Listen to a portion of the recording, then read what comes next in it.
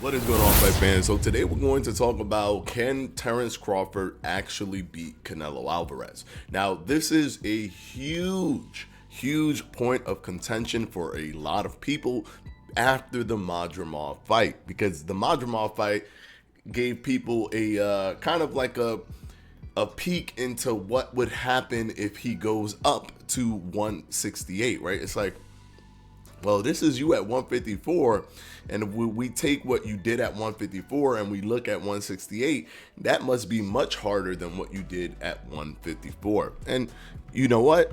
That is a fair assessment. You can make that assessment about Terence Crawford considering his performance at 154. Now, let's look at his performance at 154.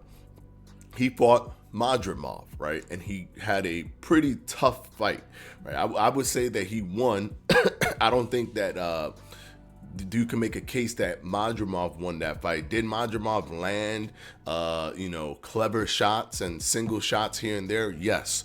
But I do believe that Crawford landed multiple shots, a lot of different combinations, and applied the pressure more than Madrimov did in the fight, right? Terence Crawford was the more aggressive fighter of the two. Madrimov was more pinpoint with his straights specifically, and would catch Crawford from time to time. Now, here's the thing though. What a lot of people don't understand about this fight is that we don't necessarily know for sure how good Madrimov is.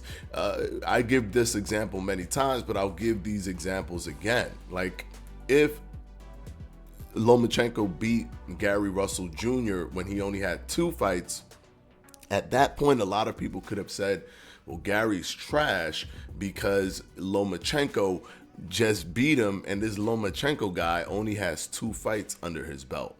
That's a very, and that would be a fair assessment to make. However, over time we found out, no, he's him, right? Lomachenko is him. He's able to have those 2 fights and still be a person that's really, really good, as we saw with the rest of his career up until now, right? Same thing with Usyk, right? When Usyk won, when he became undisputed at or when he won the Super 6 at cruiserweight, and became undisputed at cruiserweight. A lot of people could have been like, man, this guy don't have that many fights, right? This guy under 20 fights, and he beat all these guys, and he's undisputed and all that. And you would say to yourself, well, all those guys are trash, and you would be correct. They would be trash or not that they would be trash, but that assessment would be fair, right? It would be a correct, fair assessment. Now, we don't necessarily know if you're correct until we see the rest of his career, but then you saw what Usyk did. He went up to heavyweight and defeated Anthony Joshua twice. He defeated the undefeated Tyson Fury, right? Tyson Fury, who beat Vladimir Klitschko when he was on his 10-year tear, right? Fury ended that tear. So Usyk went up and did what would be considered not possible by somebody with so little fights. But what is it that they all have in common? What does Usyk and Lomachenko and Madrimov all have in common? Is the fact that they are decorated amateurs with hundreds upon hundreds of fights. Lomachenko is a gold medalist. Usyk is a gold medalist. They are decorated amateurs. So that's the thing that separates them from just a regular person who has a few amateur fights or an average amateur, or just even above average amateur fights. They don't fight at the international level. They don't fight on the world stage in the amateurs, and they're at the top all the time. They're just, mid to above mid average fighters in the amateurs that move on to go to the pros. That person with 10 fights is not going to have the experience, the confidence, the know-how, the savvy of somebody with hundreds upon hundreds of fights, sometimes 300, 400 fights in the amateurs. That's why they're so old when they go to the pros, because they hold the amateur circuit in very high regard. They hold it in high prestige. So we don't actually know how good Madrimov is. We don't. We really don't. Is he another Lomachenko type of fighter, another Usyk type of fighter that Crawford beat early before he could even prove himself in that arena, as opposed to Lomachenko and all these other guys that were able to prove themselves before they got beat, right? So is Crawford just so good that he beat a Madrimov that's really good, that where we don't know if he is good or not? That is important. I think a lot of people like to black and white boxing, like to make it cut and dry. Oh no, he has 10 wins, therefore it doesn't matter, he's trash. Let's not look at how his amateur career, let's not look at historical evidence of people with good amateur careers and how they do in the pros. Let's not look at none of that stuff. Let's not wait to see how good he becomes to see if we can reassess what happened in this fight. Does the fight age like wine, or does it age like milk? Does he go on a losing spree after this, just losing to every Joe Schmo? Or does he start beating like those top tier talents and then becomes a star in his own right, with the only loss being Terence Crawford, and then years later they could be like, this Madrimov guy, man, I'll tell you, he knows how to fight, with one loss being to just a top pound for pound fighter being Terence Crawford. You hear that all the time, right? Like Canelo. When they talk about Canelo before he lost to Bivol, they would say, like, look at Canelo, look how amazing he is, look how much he could figure out his opponents, with his only loss being to the great Floyd Mayweather. That's nothing to scoff at. There's nothing to be ashamed about, right? That might be the story moving forward for Madrimov. We don't know. Now, I'm not saying that will be the case. It could be the complete opposite, right? But he does have all of the markings of a person that could pull that off, right? The decorated amateur career, coming into the pros older because he kept the amateurs in high prestige, doing things that is pretty amazing early on, like winning a world title. Doesn't matter if he didn't win it in a linear fashion, he still fought at the top of the rankings. A lot of people also use this as an excuse. He didn't fight a guy who was actually the champion. He fought for a vacant title. Of course, yes, because the 154 titles became vacant. But guess what? He still fought the person who was deemed the person in the rankings to go for the title as well as himself. And he was not the favorite. The other guy was the favorite, and he smoked him. So there are circumstantial evidence pointing to the fact that Madrimov could be Lomachenko type or Usyk type in disguise, because we don't know yet, right? And how he fought Crawford, to me, gives me more evidence that Madrimov might actually be that guy. He may end up continuing on to not lose to anybody else and become dominant after the fact, right? So we got to keep that in mind. The second thing we got to talk about, and we have to keep in mind, is that Crawford was never hurt, was never rocked, was never you never saw him get into a uncomfortable state where he looked like he didn't want to be in the pocket at any moment, at any given time. He was still confident enough to throw bombs and throw combinations and do a lot of different things and be clever in the pocket. So in terms of getting hurt, that's not something that we saw even at 154. Now remember, he came from all the way at 135, right? Went all the way up to 154. This is his fourth division. That is pretty impressive. His fourth division with two undisputed championships at two of the divisions, right? As he climbs up to 154, and he could be undisputed at 154. Is that there's a very possible path for him. All he has to do is fight Fundora. That'll be two more belts, and then he just fights. If I believe Virgil Ortiz can win that fourth belt, he could go ahead and fight him, and it will be actually like really good fights. And he'll become undisputed at the same time. So, anyways. He didn't get hurt. So if he didn't get hurt from those punches, can Canelo's punches hurt him? That is possible. Canelo's punches could hurt him because Canelo has heavy hands and he hits hard at 168. But nothing at 154 has shown us that Terence Crawford would get hurt, right? He looked like he was able to take the punches. Sometimes people point at his past when he got hurt, but you have to understand, if you're draining yourself, you could be more vulnerable to getting hurt than if you're at a more comfortable weight. I'm pretty sure that at 154, he's way more comfortable, considering that he's actually technically a smaller guy. It's like Floyd Mayweather. Floyd Mayweather, hydration wise and weight wise, was more comfortable, even though he had to fight heavier people, because they were actually like 165 pounders. Like Canelo came into the fight at 165 pounds, even though he weighed in at 152 pounds at the catch weight of 152. But he came in at 165 on fight night, while Floyd lost a pound, right? Floyd went from 150 on weigh-in to 149 on fight night. So clearly Floyd is not a big guy. He wasn't a big guy, but he was fighting big guys. And one thing that he had that was comfortable was his energy, his endurance, his ability to take shots and all that stuff, because he was fully nourished and fully energetic because of the fact that he didn't have to drain himself. So that is also something that makes you more durable. So if he goes up to 168, 100%, Crawford will be way more durable. Now, again, boxing is super black and white. So people look at the Madrimov fight and just automatically assume that Crawford can't go up to 168. In my opinion, what will be telling is how Madrimov's career continues after this. That lets me know if Crawford actually can go up, because it could be the case that Madrimov is just that skilled of a guy that could probably skill-wise be better than maybe a Canelo, right? For example, a lot of people look at Bivol. People thought that Bivol was not going to be better than Canelo, but he completely outboxed him. He had the skills to outbox Canelo. I'm not saying that Madrimov can beat Canelo. I'm saying just skill-wise, where Crawford had problems with Madrimov.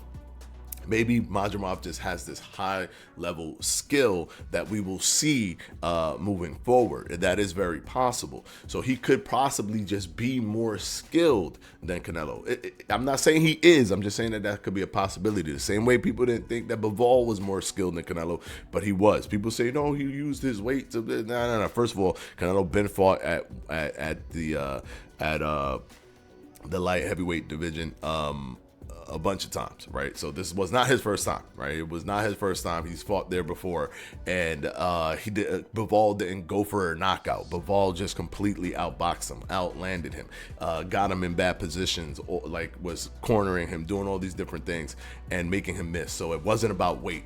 Like people just, this is the thing that the boxing fans is so frustrating. Y'all just say a thing, but it's not represented on screen. But y'all be like, oh, this is easy to say because of the weight difference. I'll just say it, even though it wasn't used, right? So like, no, he didn't use his weight. He completely outboxed Canelo. He outsmarted Canelo, and he claimed victory from skills, not from weight, right? So Bivol showed that, right? Because I know a lot of people put Canelo as this super high prestige, high king, and he deserves it for his resume 100%, not taking anything away from him. But he is not invincible, right? Bivol proved that, right? Floyd Mayweather proved that. If you want to say Floyd was because he was too young, well, Bivol is not because he was too young. It was after he became undisputed, right? So this is a big thing. He's beating the Canelo Alvarez to a lot of people.